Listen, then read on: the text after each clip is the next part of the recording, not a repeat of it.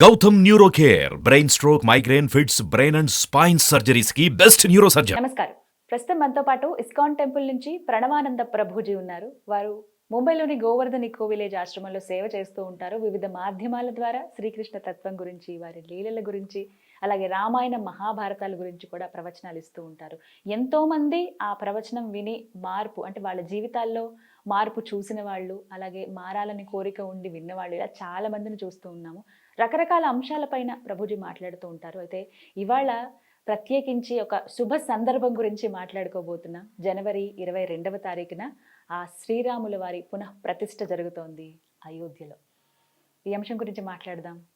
ప్రభుజీ, హరే కృష్ణ. హరే కృష్ణ. నమస్కారం అండి. నమస్కారం. ఎలా ఉన్నారు? బాగున్నా, మీరు ఎలా ఉన్నారు? చాలా చాలా బాగున్నాను. చాలా శుభ సందర్భం ఇది. ఈ కొత్త సంవత్సరంలో మొదటి, అంటే ఒక 10 రోజులు 20 రోజుల్లోనే ఒక గుడ్ న్యూస్ వింటున్నాం మనం. ఎప్పటి నుంచో వింటున్నప్పటికీ ఎప్పుడెప్పుడా అని 1000 కళ్ళతో ఎదురు చూస్తున్నటువంటి ఆ సందర్భం జనవరి 22వ తారీఖున రాబోతోంది. ఆ శ్రీరామచంద్రుని పునః ప్రతిష్ఠ మహోత్సవం. నిజంగానే నాకైతే ఎప్పుడు చూద్దామా వారిని అని ఉంది. ఆ అదృష్టం ఎప్పుడు వస్తుందో మరి. అంటే ఈ విశేషాల గురించే మీతో మాట్లాడాలి అనుకున్నాం ప్రభుజీ. ఆలయ నిర్మాణం కానీ చాలా అంగరంగ వైభవంగా జరుగుతుంది. ఆ కార్యక్రమం కూడా అంతే వైభవంగా చేయాలని ప్లాన్ చేస్తూ ఉన్నారు. అలాగే అందరికీ వీలు కుదిరేలాగా ట్రావెలింగ్కి అన్నిటికీ ఏర్పాట్లు అయితే జరిగిపోయాయి. ఇంకా కొద్ది రోజుల్లోనే మళ్ళీ ఆలయం ప్రారంభం అవుతోంది, పునః ప్రారంభం కాబోతోంది ఆ ప్రతిష్ఠ మహోత్సవం. వీటి గురించి ఏం చెప్తారు? అసలు అయోధ్యలో ఏం జరిగింది, ఇప్పుడు ఏం జరుగుతోంది అని అంటే ఏం చెప్తారు? మనందరికీ నిజంగా ఇది ఒక హ్యాపీ న్యూ ఇయర్. ఎందుకంటే మన రాముడు ఇన్ని సంవత్సరాల తర్వాత మళ్ళీ ఆయన ఆలయంలోకి ప్రవేశించబోతున్నారు. మనందరికీ తెలుసు, రాముడు త్రేతాయుగంలో అయోధ్య నగరంలో ఆవిర్భవించారు. స్వామి యొక్క వైభవం, రామో విగ్రహవాన్ ధర్మ, రాసిపోసిన ధర్మస్వరూపమే రామచంద్రమూర్తి. అంటే ప్రేమ, వినయం, భక్తి ఇవన్నీ గురువు పట్ల, ఆచార్యుల పట్ల, తండ్రి పట్ల, తల్లి పట్ల, భార్య పట్ల, తమ్ముళ్ళ పట్ల, ప్రజల పట్ల, స్నేహితుల పట్ల, అందరి పట్ల కూడా రాముడు చూపించిన ఆ పరిమితమైన ప్రేమ, ధర్మము, వినయము, ఇదే రామచంద్రమూర్తి అని అంటే.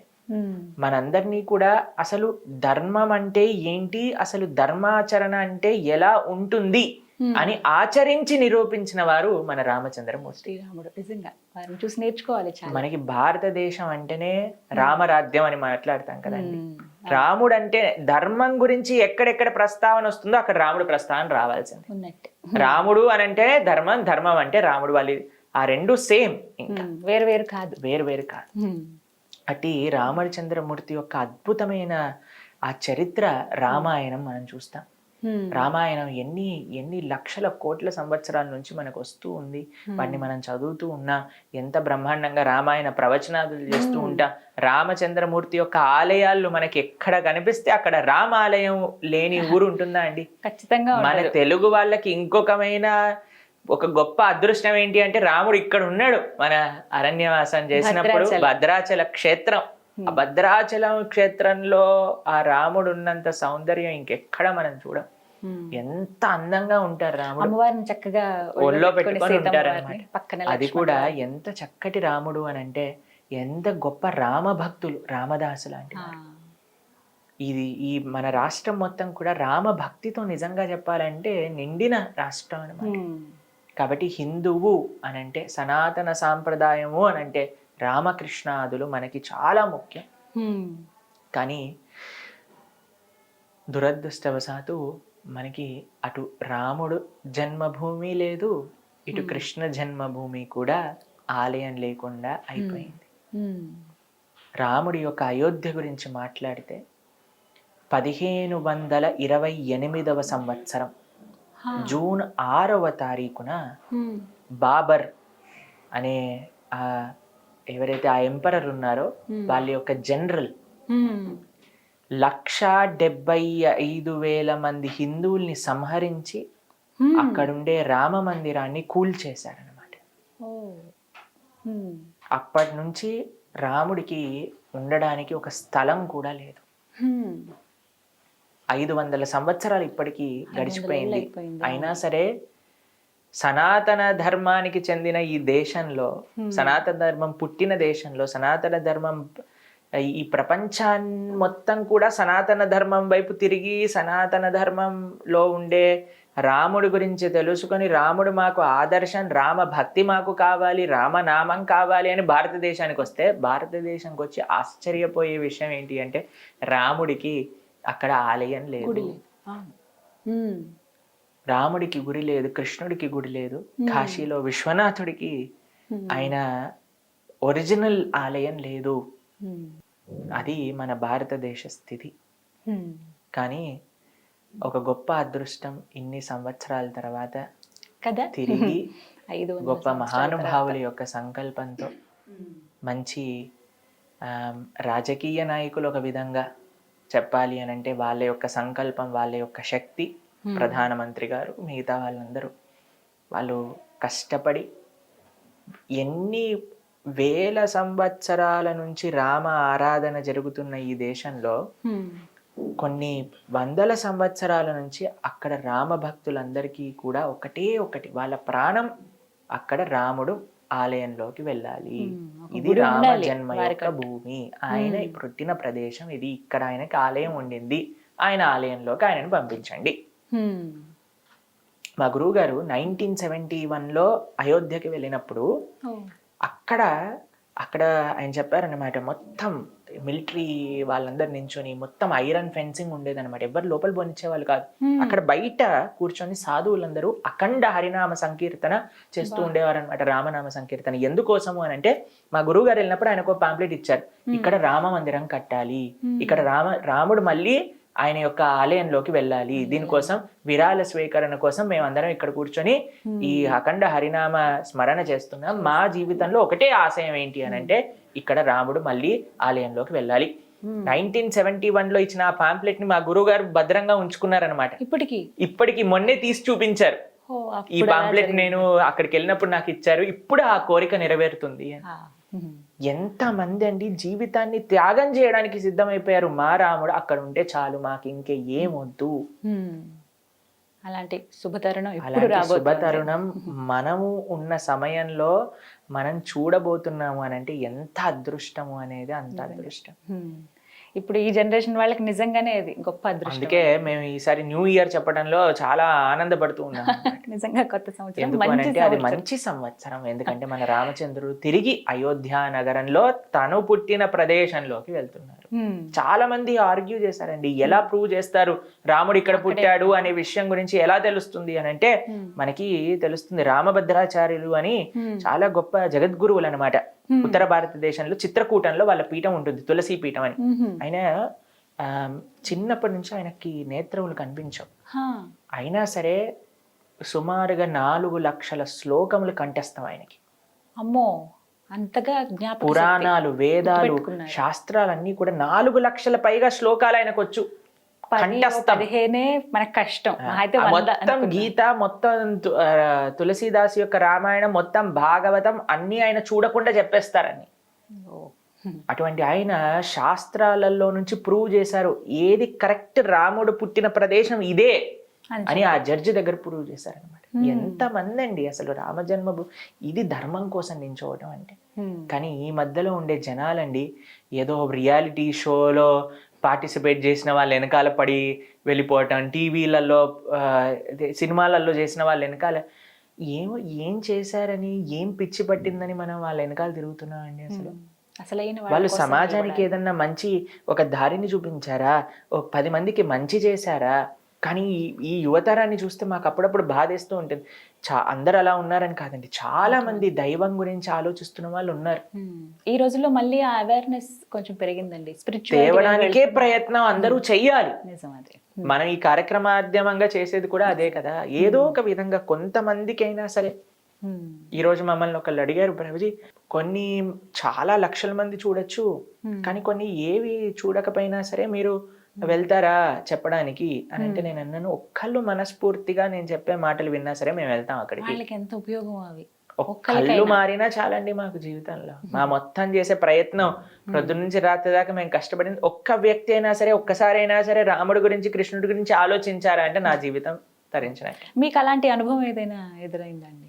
ఏ విషయంలో? ఒక్క వ్యక్తి నా వల్ల మారారు, ఎంతో మంది అని నాకు తెలుసు, కానీ మిమ్మల్ని బాగా కదిలింపజేసింది, మీరు చలించింది. మాకు ఒకసారి చెప్పారు, ప్రభుజీ మేము అంతగా అసలు భక్తి ఇలాంటివన్నీ మాకు ఉండేది కాదు, కానీ మా వైఫ్కి మేము బర్త్డే గిఫ్ట్ ఇవ్వాలి అని అనుకున్నా. అయితే మేము వెళ్ళి అడిగా, ఏం కావాలి నీకు ఈ సంవత్సరం బర్త్డే గిఫ్ట్ అని అంటే ఆవిడ అన్నారు, ఈ సంవత్సరం నాకు బర్త్డే గిఫ్ట్గా ప్రణవానంద దాస్ చెప్పిన భాగవతం వినాలి మీరు అని అడిగారు. అయితే మీ భాగవతం వినే లోపలే నేను భక్తుని అయిపోయాను ప్రభుజీ అని చెప్పారనమాట. ఇలాంటివి విన్నప్పుడు మాకు చాలా ఆనందం వేస్తుంది, అరే మేము ఒకళ్ళ జీవితంలో ప్రభావితం చేయగలిగామే అని. లేదా చాలా మంది చెప్తుంటారు, ప్రభుజీ మేము సూసైడ్ చేసుకునే పరిస్థితిలో ఉన్న వాళ్ళం, మీ ప్రవచనాలు ఏదో ఒక విధంగా మమ్మల్ని ఉజ్జీవింపజేశాయి, మేము ఇప్పుడు ఎంత చక్కగా మేము ఆనందంగా ఉంటూ 10 మందికి ఆనందాన్ని పంచుతున్నాం. మొట్టమొదట మనం వీడియో చేసినప్పుడు కూడా ప్రభుజీ ఇదే అంశం మాట్లాడుకున్నాం. నిజంగా చాలా మంది అలా డిప్రెషన్లో ఉండి సూసైడ్ దాకా వెళ్ళిపోయిన వాళ్ళు కూడా ప్రణవానంద ప్రభుజీ వారి ప్రవచనం విని, వారు చెప్పినటువంటి కొన్ని వాక్యాలు విని ఇంకా జీవితం ఉంది అయిపోలేదు అని ఆగిపోయిన వాళ్ళు చాలా మంది ఉన్నారు. ఇది వాస్తవం, ఎందుకంటే కామెంట్స్ రూపంలో కూడా కొన్ని చూస్తాం కదా, వాళ్ళ అనుభవాలు చెప్తూ ఉంటారు. ఆ విషయంలో చాలా కాబట్టి ఆ విధంగా ఎవరినైనా మేము సేవ చేయగలుగుతున్నాము అని అంటే మాకు చాలా పెద్ద అదృష్టం. కానీ మనం చేసేదంతా ఒక చిన్ని మట్టి రేణువు లాంటిది, ఇసుక రేణువు లాంటిది.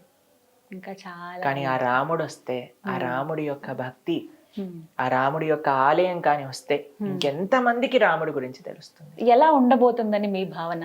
అద్భుతం, పరమ అద్భుతంగా ఉండబోతుంది రాముడి యొక్క ఆలయం. రాముడు వచ్చిన క్షణం నుంచి ఇంకా మనకి మన ధర్మం ఇంకా ముందుకు వెళ్తూ ఉంటుంది అన్నమాట.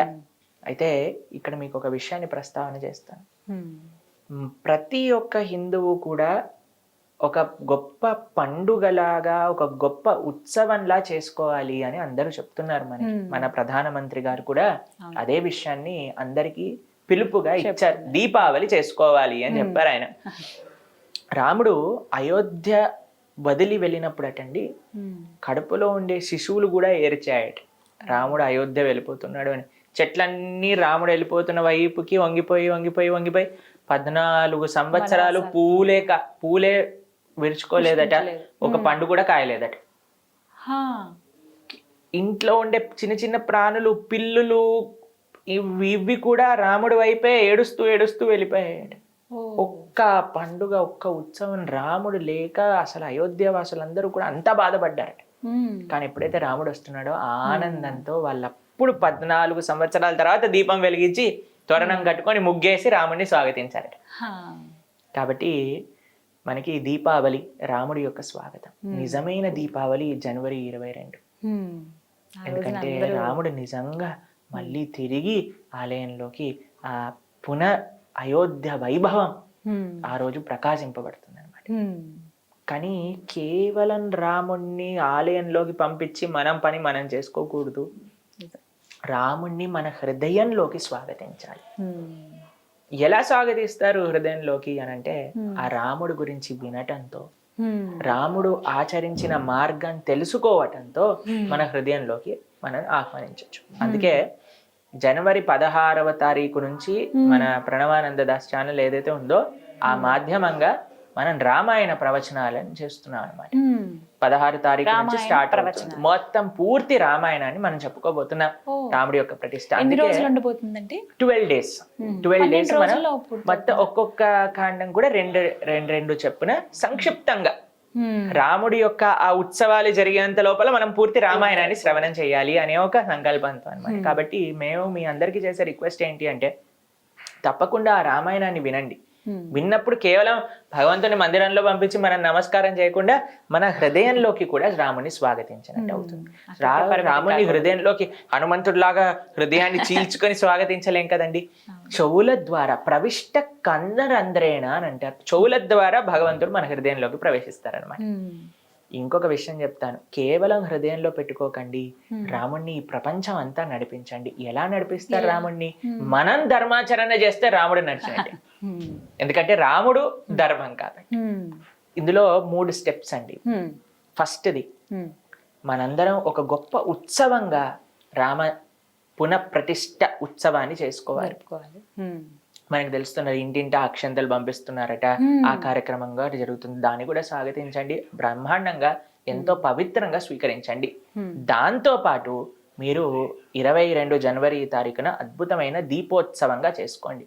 దానికంటే ముందు ప్రిపరేషన్గా 16th నుంచే మీరు రామాయణం వినటం స్టార్ట్ చేయండి. అప్పుడు హృదయంలోకి వస్తుంది. రాముడు వచ్చేసాడు ఆలయంలోకి, రాముడు వచ్చేసాడు మన హృదయంలో. దాని తర్వాత ఒక చిన్న మార్పు మన జీవితంలో తెచ్చుకుందాం. రాముడు నడిచిన విధానాన్ని మన జీవితంలో తెలుసుకొని నేను ఎలా మారాలి. రాముడు అంటే ఎవరండి? తల్లిదండ్రుల యొక్క ఆజ్ఞ తూచా తప్పకుండా పాటించేవారు, భార్యకి ఎంతో రెస్పెక్ట్ ఇచ్చేవారు, ఏకపత్ని వ్రతుడు, అన్నా తమ్ముళ్ళ మధ్యలో అన్యోన్యమైన ప్రేమ. అన్నా తమ్ముళ్ళు ఎలా ఉండాలి, భార్యాభర్తలు ఎలా ఉండాలి, ఒక పిల్లలు ఎలా ఉండాలి తల్లిదండ్రుల పట్ల, ఒక రాజు ఎలా ఉండాలి ప్రజల పట్ల, ఒక స్నేహితుడు ఎలా ఉండాలి స్నేహితుడి పట్ల. దేంట్లోనైనా మీకు ఒక ఐడియల్ పర్సనాలిటీ కావాలి అని అంటే మా రామచంద్రుడు ఉన్నాడు అక్కడ. ఆయన చూపిస్తే చాలు, ఆయన చూపిస్తాడు. మీకు ఎవ్వరూ ఇన్స్పిరేషన్ అవసరం లేదండి ఈ ప్రపంచంలో. రామకృష్ణులు ఆర్ ద బిగ్గెస్ట్ ఇన్స్పిరేషన్. అయితే ప్రభుజీ, శ్రీరాముల వారి నుంచి మేము ఏం నేర్చుకోవాలి అని అంటే ఏం చెప్తారు? మీరు ఏమి మంచి విషయం నేర్చుకోవాలన్నా మా రాముడు నేర్పించడానికి తయారుగా ఉన్నారు. రామో విగ్రహవాన్ ధర్మ. మీరు ఏ మంచి పని చెయ్యాలి అని అనుకుంటున్నారో మా రాముడు, మన రాముడు ఆ విషయాన్ని చూపించేసాడు ఆల్రెడీ తన ఆచరణ. మీరు మంచి వైపు వెళ్ళాలి అని అనుకుంటే రామాయణం చూపిస్తుంది. మీరు ఎలా ఉండకూడదు కూడా రామాయణం చూపిస్తుంది. మంచి అన్న తమ్ముళ్ళుగా ఉండాలనుకుంటున్నారా? రామకృష్ణులుగా ఉండండి. పిచ్చి అన్న తమ్ముళ్ళుగా ఉండాలనుకుంటున్నారా? వాలి సుగ్రీవుల్లా ఉండండి. మంచి రాజులా ఉంటారా? రాముళ్ళలా ఉండండి. ఒక చెడు లక్షణాలు ఉన్న రాజులా రావణుడు ఉన్నాడు మీ దగ్గరే. ఒక మంచి భర్త, అన్ని రామాయణంలో ఉన్నాయి. కాబట్టి రామాయణాన్ని వినండి. మనం ఎన్నోసార్లు వినుంటాం, మళ్ళీ రామాయణాన్ని వినండి. ఈ రామ జన్మోత్సవాలు అయ్యేంత వరకు, ఆ పునఃప్రతిష్ఠ మహోత్సవాలు అయ్యేంత వరకు చక్కగా ఆ రామ ధ్యాసలు, ఆ రామ మననంతో మనం గడపగలిగితే అది నిజంగా ఒక గొప్ప ఉత్సవం అన్నమాట. మీకు ఆ విషయం తెలుసా? ఇంతకు ముందు పాత రామాయణం సీరియల్ వచ్చింది కదండి దూరదర్శన్ లో వచ్చినప్పుడు, ఎప్పుడైతే ఆ రామాయణం టెలికాస్ట్ అయిందో మన దేశంలో 70% క్రైమ్ రేట్ తక్కువ ఉండిందట ఆ టెలికాస్ట్ అయినంత వరకు. ఎందుకంటే అందరిపైన అంత ప్రభావితం చేసింది. అది మాత్రం నిజమండి. ఇప్పటికీ కరోనా టైంలో మళ్ళీ రిలీజ్ చేసినట్టుగా, ఇప్పుడు మన సినిమాలు రిలీజ్ చేసినట్టుగా ఆ సీరియల్ని మొత్తం ఆ భాగాన్ని అంతా కూడా మళ్ళీ టెలికాస్ట్ చేశారు. మళ్ళీ అంతే ఇదిగా చూశారు. అదే అంటున్నా. కాబట్టి ఒకటి ఏదైనా చూసాము అంటే మన జీవితంలో ఏదో ఒకటి నేర్చుకోవాలి. మంచి విషయం నేర్చుకోవాలి, పిచ్చి విషయం కాదు. ఏదో ఒకటి విన్నాము అని అంటే మంచి విషయం నేర్చుకోవాలి, పిచ్చి విషయాలు కాదు. కాబట్టి మనందరం, మేము ఇంతకు ముందు కొన్ని రోజుల ముందు మాకు కొన్ని వీడియోస్ పంపించారనమాట. ఒక రియాలిటీ షో, వాళ్ళు ఎవరో బయటకు వస్తే వీళ్ళందరూ గట్టి గట్టిగా అరవటం, అది ఇది చేయటం, వేరే వాళ్ళపైన దాడి చేయటం, అవి ఇవి అన్ని చూస్తే మేమైతే బాధేసింది. బాబా, అయ్యో వీళ్ళందరూ ఈ దేశానికి సంబంధించిన యువకులా, వీళ్ళ రేపొద్దున మన దేశాన్ని ముందుకు తెరిపించేది. ఏం చేస్తున్నారు, ఏ పరిస్థితిలో ఉన్నారు, ఏం చెయ్యాలి, ఏం చేయకూడదు అని తెలియకూడదా అండి మనందరికీ కూడా? దేనికోసం అంటే మాకు ఏంటి బాధ అంటే, యువత ఎప్పుడైతే ఆదర్శాలు, తప్పుడు ఆదర్శాలలో వెళ్ళిపోయింది అనుకోండి, ఇంకా ఈ దేశం వాళ్ళ చేతుల్లోనే కదండి ఉంది. ఎక్కువ యంగ్ జనరేషన్ ఉన్న కాబట్టి యంగ్ జనరేషన్ దేని నుంచి ప్రభావితం అవ్వాలి అని అంటే మంచి విషయాల నుంచి ప్రభావితం అవ్వాలి. కానీ మంచి చెప్పేవాళ్ళు, మంచి చూపించే వాళ్ళు ఉన్నారా అంటే ప్రశ్నార్థకం అయిపోయింది. దొరికిన ఇలాంటి కొద్ది వాటిని కూడా యాక్సెప్ట్ చేసే ఆ గుణం ఉండాలి. కాబట్టి మీ అందరికీ మేము చేసే ప్రార్థన ఏంటి అంటే, ఆ రామాయణం చక్కగా శ్రవణం చేయండి. మీరు వినటం కాకుండా మీ పిల్లల్ని ప్రోత్సహించండి. అందరూ కూడా ఎప్పుడైతే ఆ రామభక్తి, ఆ రామనామం, ఆ రామచింతన, రామ కథ ఎప్పుడైతే వస్తుందో, ఆ రామ భక్త శిరోమణి హనుమాన్, అటువంటి హనుమ అటలో మనం నడవాలి. ఆయన శక్తి, ఆయన యొక్క భక్తి, ఆయన యొక్క సేవ. హనుమంతుడు చూసారా అండి మీరు?